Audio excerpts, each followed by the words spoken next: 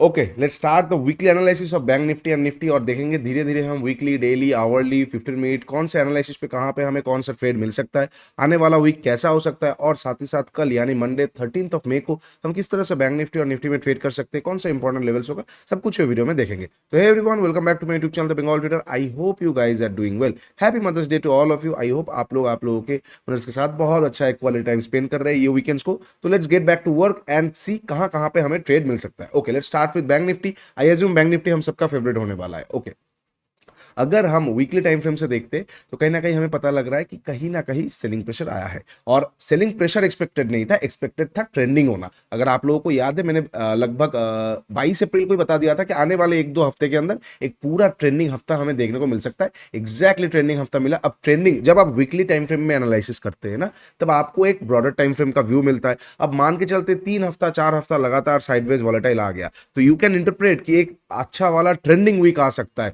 और उस हफ्ते में आप क्या कर सकते हो, आपके ट्रेलिंग एसएल को एग्रेसिवली कर सकते हो, मतलब पोजीशनल्स पे जा सकते हो ताकि एक बड़ा टारगेट निकल के आए, बिकॉज आप एक्सपेक्ट कर रहे हो एक ट्रेंडिंग वीक। अब यही चीज नेक्स्ट वीक में एक्सपेक्ट करूंगा, ये या तो कंटिन्यू करे या तो थोड़ा सा वॉलरेटिलिटी शो करे। तो नेक्स्ट वीक पे मैं अगर ट्रेलिंग एसएल करना होगा तो उतना एग्रेसिव पोजिशनल पे जाऊंगा नहीं। इस तरह से आप एक ब्रॉडर माइंडसेट पे अपने व्यूज को कैरी ऑन कर सकते हो। ठीक है, ओके, ये हो गया, एक ट्रेंडिंग वीक आ गया है। अब ये कंटिन्यू होगा तो बहुत भयंकर डाउनफॉल का एक्सपेक्टेशन आ सकता है और अगर यहां से रिवर्स हो सकता है तो पूरा ऑल टाइम हाई के ऊपर चला जाएगा। इसका चांसेस क्यों? बिकॉज यहाँ पे एक रेंज पे चल रहा है, आप लोगों को याद है। अब रेंज ब्रेक डाउन कर देगा तो दिक्कत वाली बात हो जाएगा। ठीक है, अच्छा, अब डेली में जाते हैं। डेली में हमें क्या दिख रहा है? 1 2 3 4 5 6 7 8 दिन लगातार रेड कैंडल हुआ है। नेक्स्ट दिन हमें बहुत जल्द एक रिवर्सल देखने का चांसेस हाई है। ये दो जगह से रिवर्सल आने का चांसेस हाई है, या तो अपना ऑर्डर ब्लॉक एरिया या फिर एफवीजीज एरिया। वो हम आके आने वाले टाइम पे डिस्कस करेंगे। ओके, 4 आवर में उतना कुछ हमें दिख नहीं रहा है, तो 1 आवर पे जाते हैं और चीजों को समझने की कोशिश करते हैं। 1 आवर पे यहाँ पे फ्रेशली कोई स्ट्रक्चर पे ब्रेक नहीं हुआ है प्रॉपरली। ठीक है,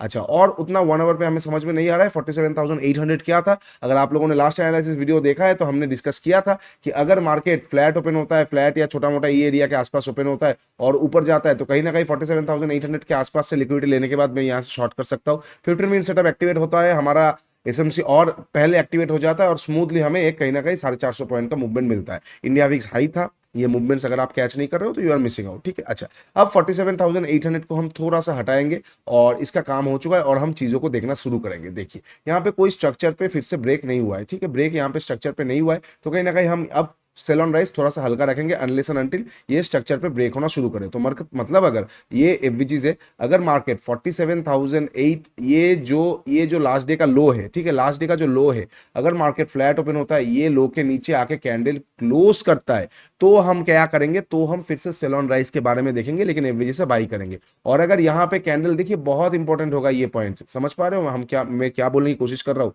एक ये हो सकता है कैंडल नीचे आया, यहाँ से पूरा रिवर्स हुआ और ऊपर जाके क्लोज हो गया, that is very good for market. एक हो सकता है यहाँ पे कैंडल क्लोज हुआ, नीचे आया, ऊपर जाके फिर क्लोज किया, ये मार्केट के लिए अच्छा नहीं है। दोनों अलग अलग सिचुएशन है। तो अगर मार्केट फ्लैट ओपन होकर नीचे आता है, मैं कुछ नहीं करूंगा, बिकॉज यहां से लेके यहां तक ज्यादा दूरी है नहीं, सिर्फ 120-30 पॉइंट का दूरी है। तो अगर मार्केट फ्लैट ओपन होता है, फ्लैट ओपन होने के बाद just a minute, flat open होता है, फ्लैट ओपन होकर नीचे आता है, मैं कुछ नहीं करूंगा। 47,188 160, ये जो एफवीजी वाला जोन होगा लगभग 153 से, लगभग 150 से लेके 200 के बीच में, ये 50 पॉइंट का जो जोन होगा, ये जोन के मिडिल के आसपास से आता है। 15 minute setup, SMC, liquidity grab, liquidity SVEEP, कुछ भी स्नाइपर मुझे मिलता है, मैं एक बार बाई करूंगा, थोड़ा नीचे एफवीजी का टारगेट देके एसएल लेके टारगेट रखूंगा। अब टारगेट कैसे रखूंगा? अगर यहाँ पे मार्केट कैंडल क्लोज करता है और फिर नेक्स्ट कैंडल आता है, तो मैं टारगेट रखूंगा कहीं ना कहीं ये स्विंग के आसपास तक। और अगर यहाँ पे मार्केट कैंडल क्लोज नहीं करता है, टोटली यहाँ से आके कैंडल क्लोज ऊपर जाके करता है, तो मैं टारगेट रखूंगा ट्रेंड लाइन या फिर ये स्विंग पहला और उसके बाद ये स्विंग तक। ठीक है, समझ पा रहे? वेरी इंपॉर्टेंट पॉइंट होगा, ये चीज आप गौर से नोटिस कीजिएगा। ये हो जाएगा फ्लैट ओपन होगा। अच्छा, अगर फ्लैट ओपन होकर मार्केट नीचे ना आके, मान के चलते नीचे आ रहा है और टाइम बिता के, तो वही प्लान रहेगा। अब फ्लैट ओपन हुआ, मार्केट ऊपर, देखिए ये मैं आपको एक प्लान बता रहा हूं। अगर बहुत लोग बोलेंगे अगर मार्केट ऐसे किया तो प्लान तो वही रहेगा ना, प्लान तो हमारा वही रहेगा, candle closing down, otherwise full down. तो प्लान वही रहेगा, टाइम कब भी करे, कल के लिए टाइम मंडे के लिए इंपॉर्टेंट नहीं होगा। ठीक है, ओके, अच्छा, फ्लैट ओपन हुआ, फ्लैट ओपन होकर नीचे ना आके ऊपर जा रहा है, मैं हड़बड़ाऊंगा नहीं, मैं थोड़ा सा वेट करूंगा, क्योंकि ये इंटरनल स्ट्रक्चर होगा, मैं यहाँ पे ट्रेड करना पसंद नहीं करूंगा। बैंक निफ्टी में यहाँ पे मैं ट्रेड करना पसंद नहीं करूंगा ये इंटरनल स्ट्रक्चर में। तो मैं यहाँ पे स्नाइपर्स ढूंढना पसंद करूंगा, शॉर्टर टीएफ में कुछ छोटा छोटा ट्रेड मिले तो लूंगा, अदरवाइज मैं प्रॉपर स्ट्रक्चरल कुछ अगर मिलता है, प्रॉपर अगर ट्रेंड लाइन से रिजेक्शन ये एरिया के आसपास से कुछ ना कुछ मिलता है, तो मैं वहां पे देख सकता हूँ। या फिर रेंज बना दे, उसके बाद लिक्विडिटी ग्रैब या स्वीप मिल जाए तो मैं एक बार कर सकता हूँ, ठीक है। ये हो जाएगा फ्लैट ओपनिंग का। अच्छा, इनकेस अगर गैप अप और गैप डाउन ओपन होता है, अगर गैप डाउन ओपन होता है, कहाँ पे ओपन होता है, जस्ट सेकंड एक्सक्यूज मी, अगर गैप डाउन ओपन होता है 47,188 के आसपास में, एक बार बाई करना पसंद करूंगा upon the activation of setup, setup activate होगा तो। अच्छा, 47,188 पे आसपास बैक डाउन नहीं हुआ, 47,000 के आसपास ओपन हुआ है, ये दोनों एफवीजी है, मैं यहां से भी एक बार बाई करना पसंद कर सकता हूं, मैं यहां से भी एक बार बाई करना ट्राई कर सकता हूं, बिकॉज दो एफवीजी खड़ा हुआ है, ठीक है। वेरएज ये जो एफवीजी है इससे ज्यादा इंपॉर्टेंट तो 47,000 का ही लग रहा है, बिकॉज ये कहीं ना कहीं एक बार लिटिल बिट ऑफ मिटिगेटेड है और साथ ही साथ 47,000 का राउंड नंबर भी है, तो मैं इसको एफवीजी से भी ज्यादा इंपॉर्टेंट दे दूंगा एक वॉच जोन के लिए, ठीक है। मतलब ये जोन के आसपास से मैं क्वांटिटी को थोड़ा हल्का रखूंगा, ये जोन पे थोड़ा भारी रख सकता हूं, ठीक है। ओके, तो अगर गैप डाउन ओपन होता है ये 47,000, तो राउंड नंबर भी है, एफवीजी भी है, यहां से मैं एक बार बाई कर सकता हूं। और इनकेस अगर इसके नीचे भी गैप डाउन ओपन होता है तो ऑर्डर ब्लॉक तो ऑब्वियसली मेरे लिए बहुत इंपॉर्टेंट होगा, थोड़ा बड़ा ऑर्डर ब्लॉक निकल के आ रहा है, थोड़ा सा टाइम बिता के ये घूम सकता है, तो कौन सा जोन हो जाएगा, 46,570 से लेके लगभग 800, तो लगभग 150 पॉइंट का जोन हो जाएगा, कुछ कर नहीं सकते। इंडिया विक्स 18 है, थोड़ा भरा हुआ है तो जोन भी थोड़ा भरा हुआ रहेगा, ठीक है। अच्छा, ये हो जाएगा गैप डाउन ओपनिंग का, ठीक है। अगर मान के चलते गैप अप ओपन होता है, कहां पे ओपन होता है, ट्रेंड लाइन के ऊपर, तो वो सस्टेन करना बहुत मुश्किल हो जाएगा मार्केट के लिए, इतना बड़ा गैप डाउन, थोड़ा नीचे आ सकता है फिर जा सकता है, तो मैं अगर प्रॉफिट बुकिंग सेटअप आता है मैं एक बार शॉर्ट कर सकता हूँ मार्केट को। अगर कोई गैप अप ओपन होता है ट्रेंड लाइन के ऊपर, स्ट्रॉन्ग बुलिश कैंडल आता है और उसके ऊपर निकलता है, तो मैं यहाँ पे बाई नहीं करूंगा, तो मैं यहाँ पे लिक्विडिटी ग्रैब हंट करूंगा, बिकॉज वहां पे क्या होगा, थोड़ा ऊपर दिखा के वो फिर नीचे आ सकता है लिक्विडिटी लेने, बिकॉज ये बहुत बड़ा गैप डाउन गैप अप हो जाएगा, वहां पे दिक्कत आ सकता है, ठीक है। ये बहुत बड़ा गैप अप है। अच्छा, इनके अगर छोटा मोटा गैप अप ओपन होता है ये स्विंग के ऊपर, तो मैं दो तरह से देखूंगा, अगर डे लो का लिक्विडिटी ले रहा है तो मैं क्लोजिंग प्राइस के आसपास से बाई कर सकता हूँ, ये ट्रेंड लाइन तक का एक सपोर्ट लेने के लिए, एक टारगेट लेने के लिए। और इनकेस अगर कोई मतलब लिक्विडिटी लेने नहीं आ रहा है, कोई नॉर्मल कैंडल बन चुका है, तो मैं उसके ऊपर निकलते ही बाई कर सकता हूँ ट्रेंड लाइन तक का टारगेट के लिए, यहां से मैं फ्रेशली जो भी नया पैटर्न बनेगा उसके अकॉर्डिंगली सेकंड हाफ में ट्रेड करूंगा, ठीक है। ये हो जाएगा बैंक निफ्टी का सारा पॉसिबल सिचुएशन। मंडे थोड़ा हल्का रख के भी कर सकते हैं, बिकॉज वीक का एक शुरुआत होने वाला है, पहले हम देख लेते हैं वीक का मोमेंटम क्या होने वाला है, फिर ट्यूसडे फिफ्सडे अच्छा दिन आ सकता है। याद रखिए, जब तक 20 में नहीं जाता है, वॉलेटिलिटी एमिट थोड़ा बढ़ सकता है वोट के रीजन से, वहां पे ट्रेडिंग को हल्का रखिए, इन्वेस्टमेंट पे फोकस कीजिए, क्वालिटी स्टॉक्स ढूंढिए। ओके, अब थोड़ा सा हम निफ्टी पे फोकस कर लेते हैं, निफ्टी में कहाँ कहाँ पे हमें क्या ट्रेड मिल सकता है। Let's start with weekly analysis. अगर हम वीकली देखते हैं, ट्रेंडिंग वीक आ चुका है, निफ्टी भी कहीं ना कहीं नीचे सपोर्ट डिमांड एरिया के आसपास आ रहा है, और निफ्टी में सबसे इंपॉर्टेंट जो है डेली टाइम फ्रेम में हमें दिख रहा है, कौन सा, मैंने आप लोगों के साथ शेयर किया था ना, कि अगर मार्केट ये रेंज के नीचे क्लोज करना शुरू करता है तो हमारे लिए खतरे का घंटी होगा, तो मैं क्या करूंगा, क्लोज करेगा मैं रेडी हो जाऊंगा सेल ऑन राइज, जैसे रिटेस्ट करके नीचे आएगा मैं यहाँ पे पूरा क्वांटिटी घर बार बेच के शॉर्ट कर दूंगा, वो वाला चीज होगा। शायद वो ना हो, बिकॉज वोट का मतलब देखिए, शायद उतना ज्यादा अनसर्टेनिटी ना आए, लेकिन आएगा तो मैं अच्छा क्वांटिटी शॉर्ट तो जरूर करूंगा, उसके बाद एसएल भले ही जाए, I don't care, because market, अगर मैं मार्केट को कुछ इंटरप्रेट कर रहा हूँ, क्या होगा, दो होगा, या तो मेरा टारगेट आएगा, otherwise I am going to take some losses. अब आरआर अगर आप मेंटेन करोगे,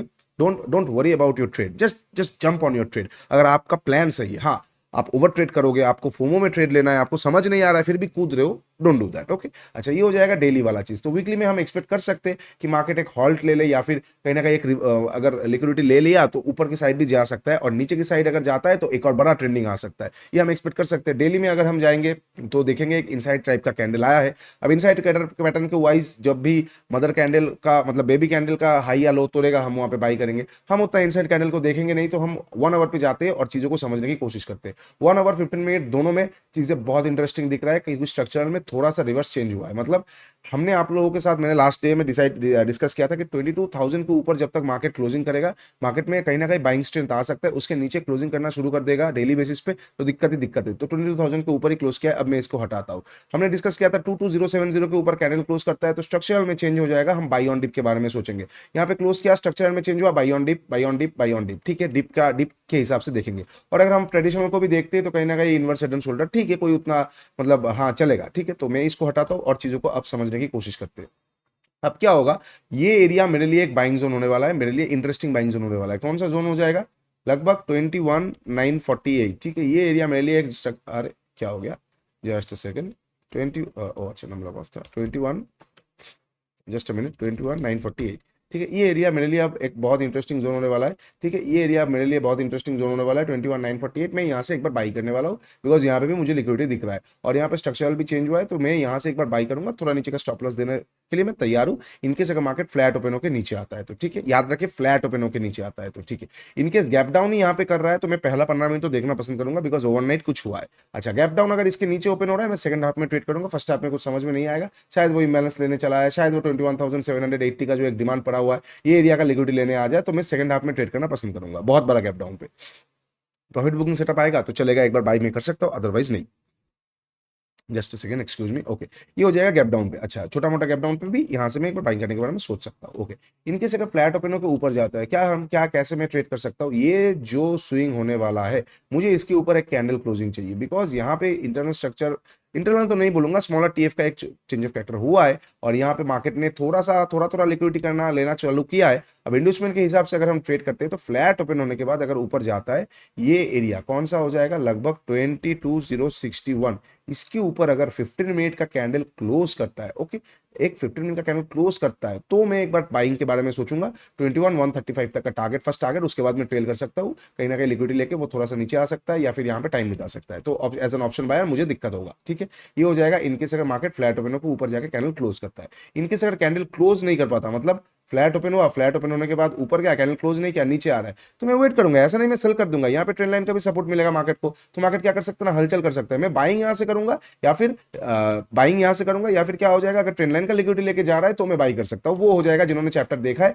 आप लोग एक बार जाके पूरा टॉपिक को एक बार फिर से रिविजिट कीजिए, रिवाइज कीजिए, आप लोगों को बहुत अच्छे से समझ में आएगा। अच्छा, ये हो जाएगा फ्लैट ओपन होकर ऊपर और नीचे का। इनकेस अगर गैप अप ओपन होता है, कहाँ पे, अगर गैप अप ओपन होता है 2,2,1,3,4 इसके ऊपर, तो सस्टेन करना थोड़ा सा मुश्किल हो सकता है निफ्टी के लिए, अनलेस एंड अनटिल वो थोड़ा सा डे हाई का लिक्विडिटी लिया, डे लो का लिक्विडिटी लिया, फिर गया, ये चीज किया तो ठीक है, क्योंकि वॉलेटिलिटी भी ज्यादा है तो वो चीज एक बार हो सकता है। अदरवाइज सस्टेन करना, फ्लैट सस्टेन करना थोड़ा सा दिक्कत आ सकता है, तो मैं थोड़ा वेट कर लूंगा। अगर वो चीज होता है तो मैं डे लो का लिक्विडिटी क्लोजिंग प्राइस से बाई कर सकता हूँ। अगर वो चीज नहीं हो रहा है तो मैं क्या करूंगा, मैं थोड़ा सा वेट करूंगा, मार्केट थोड़ा सा बनाने देंगे, देखेंगे स्ट्रेंथ कैसा है, अगर अच्छा खासा स्ट्रेंथ है तो कहीं ना कहीं डिप में बाई कर सकता हूँ, और अगर स्ट्रेंथ शो होना धीरे धीरे वो घट रहा है तो मैं क्या करूंगा, मैं ऊपर से शॉर्ट कर दूंगा। ठीक है, ये एरिया के आसपास से मैं शॉर्ट कर दूंगा, क्योंकि अभी भी मेजर टीएफ के आसपास अगर हम देखते हैं 4 आवर्स के आसपास, 4 आवर नहीं 1 आवर पे अगर हम देखते हैं तो कहीं ना कहीं पीओआई तो हम बोल ही सकते हैं इसको। ठीक है, अच्छा, ये हो जाएगा इनकेस अगर market flat gap up open होता है। अच्छा, और इन बीच में अगर गैप अप ओपन होता है, इंटरनल में हम फंस जाएंगे। लिक्विडिटी लेने के बाद 22,134 का लिक्विडिटी लेने के बाद शॉर्टिंग पैटर्न कुछ मिलता है तो शॉर्ट करूंगा मैं, अदरवाइज क्योंकि अगर एक चेंज ऑफ कैरेक्टर मतलब स्ट्रक्चर में चेंज हो चुका होगा तो कहीं ना कहीं अगर लिक्विडिटी लेने के बाद नीचे भी आता है तो मैं नीचे के आसपास से कुछ भी एफवीजी वगैरह मिलता है वहां से मैं एक बार बाई कर सकता हूँ मार्केट को। अच्छा, ये हो जाएगा सारा पॉसिबल सिचुएशन निफ्टी और बैंक निफ्टी दोनों के लिए।